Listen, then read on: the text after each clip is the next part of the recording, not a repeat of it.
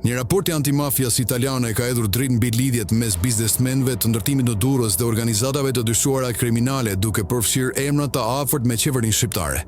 Në qendër të vëmendjes është kompania Rokov Kavaja, e themeluar nga Ervis Doçi, i njohur si Visi Pojës, një figurë kyçe në grupin e dyshuar kriminal të Troplini.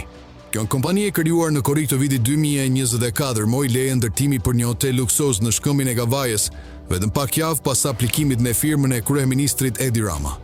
Sipas hetimeve, Doçi ka qenë ndërmjetës për trafikimin e kokainës nga Kolumbia në Evropë dhe ndodhet në dosin antimafjas italiane. Pas marrjes së lejes, 60% të aksioneve të Rokov Kavaja u ushqitën për një shumë simbolike e kompanisë farmaceutike CFO Pharma, e drejtuar nga Nadir Çavsholli, i cili kishte pasur probleme me drejtsinë. Në prill të vitit 2025, autoritetet italiane dhe SPAK publikuan rezultatet e një operacioni të përbashkët kundër trafikut të drogës. Një ditë pas zgjedhjeve parlamentare të 11 majit, ku Partia Socialiste e Edi Ramës fitoi bindshëm, Rokov Kavaja nënshkroi marrëveshje me gigantin francez të hotellerisë Accor për sjelljen e markës Pullman në Durrës. Ky është zhvillim i cili akuza nga opozita, e cili akuzoi Ramën për lidhje me botën e krimit dhe përdorimin e saj për përfitime politike dhe elektorale. Megjithatë, ndërsa marrëveshja është formalisht private, përfshirja e qeverisë në dhënien e lejes dhe mbështetja ndaj projektit hedhin dyshime mbi mënyrën se si përzgjidhen investitorë strategjik në Shqipëri.